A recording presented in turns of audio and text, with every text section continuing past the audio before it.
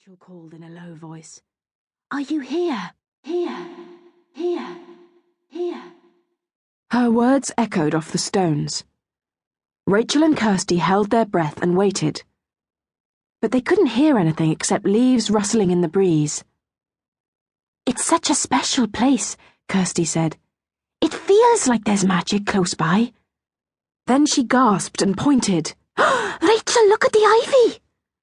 Rachel stared. Glossy green leaves grew thickly on the wall, but in one place the stones were bare, in the shape of a perfect circle. Rachel's heart began to beat faster. "It's just like a fairy ring," she said.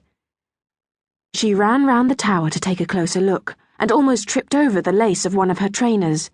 "Careful," Kirsty said, grabbing Rachel's arm. Rachel sat down on a mossy stone to retie her shoelace.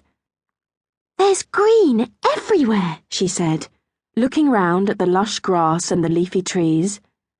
"Fern must be here." "We'd better find her quickly then," Kirsty said with a shiver, "in case Jack Frost's goblins find her first." Jack Frost had sent his goblin servants to Rainspell.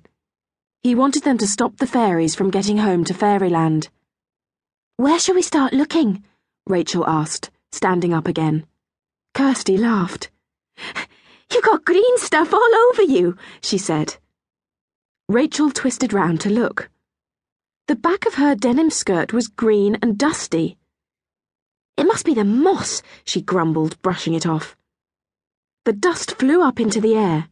It sparkled and glittered in the morning sun.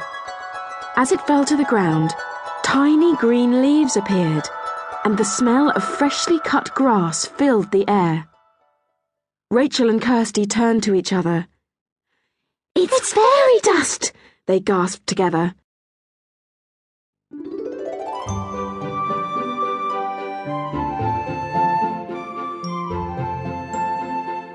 "Where is Fern?"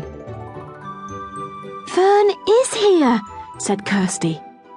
"Thank goodness I sat down on that fairy dust," Rachel said. They walked all round the tower, looking under bushes and inside sweet-smelling flowers.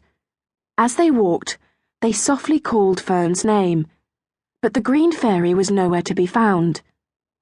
"You don't think the goblins have caught her, do you?" Rachel said, feeling very worried. "I hope not," replied Kirsty. "I'm sure Fern was here, but now she's somewhere else."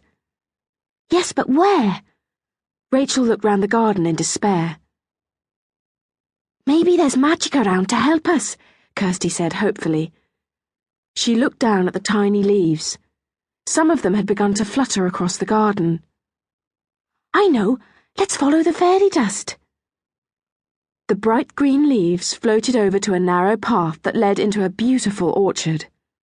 Rachel could see apples, pears, and plums growing on the trees. "It's a magic trail," Kirsty breathed. "Quick, let's keep following the fairy dust," Rachel said. Rachel and Kirsty set off along the path which twisted and turned through the fruit trees. Suddenly the path opened out into a large clearing. Kirsty's eyes opened wide when she saw what was in front of them. "It's a maze!" she cried. The thick green hedges loomed above them, their leaves rustling softly. Rachel nudged Kirsty. "Look," she pointed. "The fairy trail goes right into the maze." "We'll have to follow it," Kirsty said bravely. The two girls followed the floating fairy leaves through the narrow entrance. Kirsty felt a bit scared as the fairy dust led them first one way, then another between the green hedges.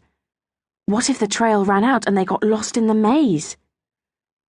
"Maybe there'll be another clue in the middle of the maze," Rachel said hopefully. "Or maybe Fern will be there," Kirsty added. They turned one more corner, and suddenly the hedges parted to reveal the centre of the maze. A nut tree stood in the very middle. The fairy dust led right to the bottom of the tree, then stopped. "Fern must be here," Rachel said excitedly. Kirsty frowned. "Yes, but where?" she asked, looking round. Tap, tap, tap. The two girls jumped. "What was that?" Rachel gasped. There it was.